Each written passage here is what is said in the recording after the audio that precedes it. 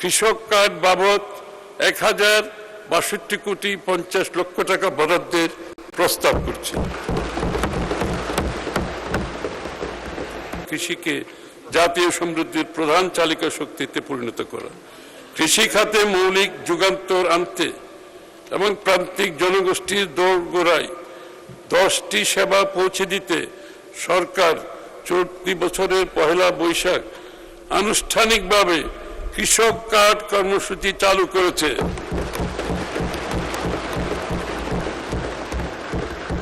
আগামী 26-27 অর্থ বছরে 100 উপজেলায় 42.5 লক্ষ কৃষককে কৃষক কার্ড প্রদান করা হবে এবং দেশের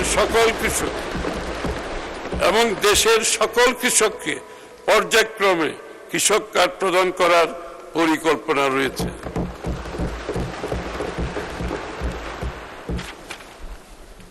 এই কার্ডের মাধ্যমে ভূমিহীন ও প্রান্তিক কৃষকগণ প্রতি বছর একবার 2,500 টাকা করে নগদ সহায়তা পাবেন। আমি 2026-27 অর্থ বছরে প্রাথমিকভাবে কৃষক কার্ড বাবদ 1062,50,00,000 টাকা বরাদ্দের প্রস্তাব করছি।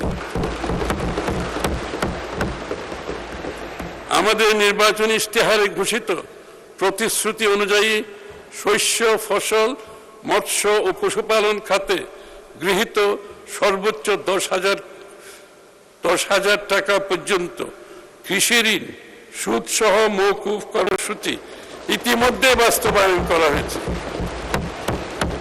এবং এ বাবদ চলতি অর্থ বছরে 1,568,96,96 টাকা বরাদ্দ প্রদান করা হয়েছে। কৃষির সার্বিক উন্নয়নের জন্য আমরা নিম্নলিখিত কার্যক্রম বাস্তবায়ন করছি।